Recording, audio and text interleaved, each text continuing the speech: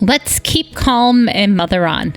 Mothering is way too important to do alone and way too serious to be serious all the time. My name is Christy Thomas, and I am here shoulder to shoulder with you, mothering and enjoying life together. This is the podcast where you can focus on being mindful and taking a deep breath with me and learning new things so you can pause and savor the amazing life you already have.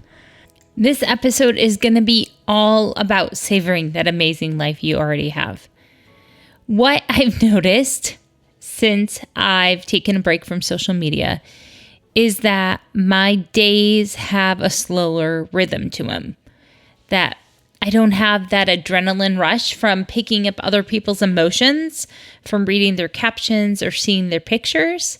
I don't know about you, but I think there are some people, I think they're called highly sensitive people or empaths, that can just read the room better than others and pick up other people's feelings and emotions and kind of absorb them. I think I've talked about this before, that when I read the Highly Sensitive Children book, they talked about that there are two types of kids.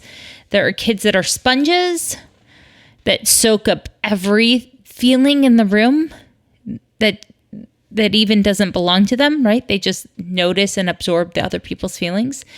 And then there are kids that are ducks, that all the feelings just bead off of them and roll off their backs because ducks' feathers are meant to just repel water. So you can either be a sponge or a duck, or maybe a little bit both, depending on who you are, right? So I've noticed that a big part of my taking a breath and pausing and enjoying my fast from social media is taking time for beauty. That I'm learning to really rest in beauty. And I don't mean like rest in a house that's Pinterest perfect. I don't mean long bubble baths and playing with makeup. That sort of beauty, like it's not about my physical beauty or attributes.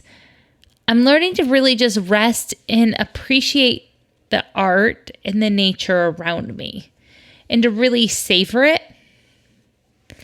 You know, when you eat a really, really delicious dessert and you close your eyes and you take that tiny bite and you let it kind of melt in your mouth. I'm thinking of a cheesecake. And that flavor explosion happens. And that texture. That's what I mean by resting in beauty. I want to move intentionally slow throughout my day so that my body can pick up on the beauty instead of being too efficient with my to-do list. I want to love myself efficiently by going slow. And I noticed that there was a quote I picked up this week, and here it is. Hurry ruins saints as well as artists, by Thomas Merton. Hurry ruins saints as well as artists. And I don't know if that quote makes you pause like it did me, because when I think about what it means to be a saint, right? It ties back into that Wednesday Breathe With Me episode we did this week about love being the why and the how of what we do, right? Is the efficiency behind it. So if love is the why and hurry ruins saints, then hurry ruins how we love other people and how we love ourselves. You can't love well if you're rushing. Think about your favorite things to do with your spouse, your partner. Do you enjoy rushing those activities? I would say most people don't enjoy rushing through their favorite activities. And if love is supposed to be what we're supposed to be doing, then we shouldn't hurry through it. We need to learn how to rest in that love. We need to rest in the beauty that we see so we can practice there. So how am I adding beauty to our days? Let's start there. By once a week, we're going to a state park and going on a walk. Once a week, my kids and I, going to the state park, going on a walk. It's almost non-negotiable. We have missed a week or two because of weather, but then we just walk our neighborhood. So we filled the space still with the walk. That helps. Noticing the colors on the walk, noticing the animals. Like my daughter and I saw 5 deers come out of the wood. 5 deer come out of the woods. They didn't come out all at once. We slowly saw the last couple come out. They stared at us. We sat on a wall so we wouldn't frighten them. And we saw them walk down the street, cross the road. We saw their tails go up when a car drove by. We got to rest in the beauty with the deer. And my daughter was like, "Where's your phone? We need to take a picture." But I didn't bring my phone because I didn't want to spend the moment with all of you guys. I wanted to spend the moment with her. And I knew that things would be okay for 10 minutes. So rest in beauty. Know that you can disconnect. The people that need you will still need you, and it will probably be okay. Very rarely do we have true emergencies in life. Very rarely do we actually have a true emergency in life that requires a right now response. Most of the time, we're just so scared of missing out that we think that everything's an emergency. So we hurry. We hurry. So step 1 of being able to slow down and not hurry and rest in beauty is to go in nature. Step 2 is deciding what theme songs I want to have playing in our house during the day. I've been playing more classical music and more folk songs when I notice that other people aren't practicing their instruments. Then I use our Alexa and I ask her to play Peter, Paul, and Mary. I ask her to play music by Henry Purcell. I ask her to play music by Max Wright, Carl Jenkins. There's a lot of people I enjoy their music too that are classical or folk singers. Elizabeth Mitchell, J.J. Heller. So I go to those artists to appreciate beauty. The third thing that I'm letting myself do, see, I have to give myself permission still. Even though I know this is important, I'm sitting down in the afternoon to really do some art. I've done sticker by number. I've painted a watercolor picture that actually says this, where it's a circle and it says rest with beauty. I've done some embroidery. I've thought about starting a knitting project, but I don't have the knit markers and I keep making up excuses why I can't start. I've sat watching the birds in my backyard, but in the afternoon, I'm intentionally seeking out beauty before I make dinner. Maybe you can find some space in your day. Maybe it's lunchtime. My break time seems to be between 3 to 5 p.m., that there's usually some sort of window in there that I can sit and breathe and really savor the beauty and probably make some, add some, even though I'm not a professional in any way. Like the art that I make is probably never going to be sold. A lot of it ends up in the recycling bin or turned into scraps for bookmarks or sent just as photos to inspire people. But that's okay. It doesn't have to be perfect to be savored. The fourth action step or idea that I'm doing is to recall beauty. So when I rest, if I do have my phone with me, instead of scrolling through other people's photos, I can scroll through my own photos and recall the memories and the moments that I thought were picture worthy. Why did I take that picture? What laughter was happening in that moment? Did I feel the sunshine in a specific way? Was it right before a rainstorm, right after? Recall the beauty that you've lived. Your life is meant to be lived. So when you're able to conjure up those memories, you're able to rest with beauty because you're using your photos, your videos that you decided were important to take.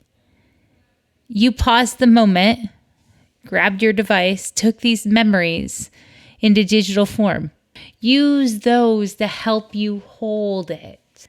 Slow down. Don't hurry. I think that's the big idea here. The less that I'm on social media, the less that I feel like I need to hurry.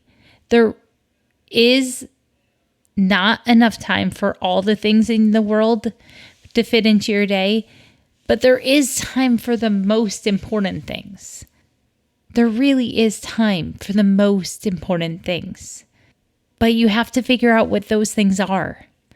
And if you're just racing from one social media feed to another, if you're in that hurry that ruins saints and artists, then you'll hurry and you won't pause to notice beauty and you won't pause to fill in the space with love. You'll just be rushing from one to-do list thing to another. You'll miss the kid reaching for your hand potentially.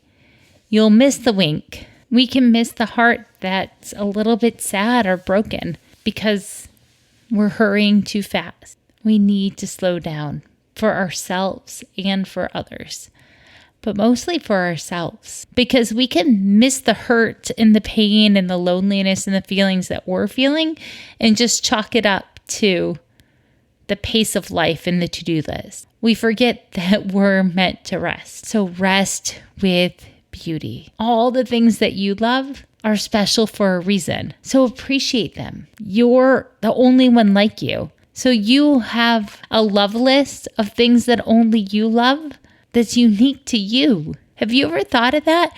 That's the self-care task for this week. I want you to see if you can list 100 things that you love. It can be simple. It can be the feeling of grass in your feet and the taste of chocolate ice cream. It can be a person. The more specific you are, like the grass underneath your bare feet or the chocolate ice cream by a specific brand, then the more your brain will prime that pump so you can notice more beauty in your days and more love. It will slow down to try to recognize and sort those things. So for this week's self-care, write a list of 100 things that you love that are unique to you. Everyone's list is going to be different, I promise. Now for your family play idea. I would be remiss if I didn't talk about pumpkins in the month of October. October is my birthday month. I love pumpkins. I've had pumpkin-shaped birthday cake. I've had pumpkin beer. I've had pumpkin pie, pumpkin ice cream, pumpkin bread, pumpkin pancakes, pumpkin spiced coffee. I've been a pumpkin girl since people called me Pumpkin with my red hair when I was a little kid. But have you really played with pumpkins with your kids? Have you let them bob for pumpkins in the bathtub?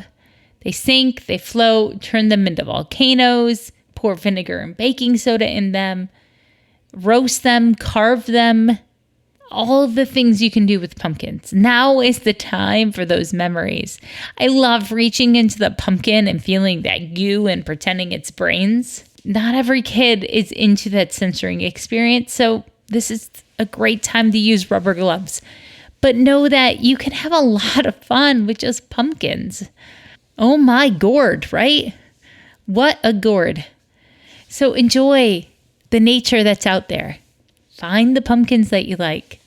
My goal is to leave some pumpkins outside in a special spot in my yard because I want to have them rot this year and I want to see if they'll seed and grow new pumpkins. So I'm going to go buy some pumpkins and play with them so they can begin to rot. Oh, I love the charmed life I lead. I hope you love your life too. I am so dang excited that you're here. Thank you. We've reached a milestone with some listening, and I don't normally talk about this sort of thing, but But we did it. You guys have been listening for almost 2 years, and over 50,000 listens have happened. Thank you for taking the time to listen. Now, if you could do me a favor, I'd really appreciate if you leave a rating or review wherever you listen to podcasts. It can be on iTunes, it could be on Podchaser, wherever you're listening, Amazon, Google, wherever. Those ratings help other people decide if they're going to invest their time. So thanks. And text this message to someone. I love getting podcasts texted me from friends. It's a love language. Have a great day. You are exactly the right mom for your kids, and your kids are exactly the right kids for you. You're alive for a reason. And I am so glad you're here.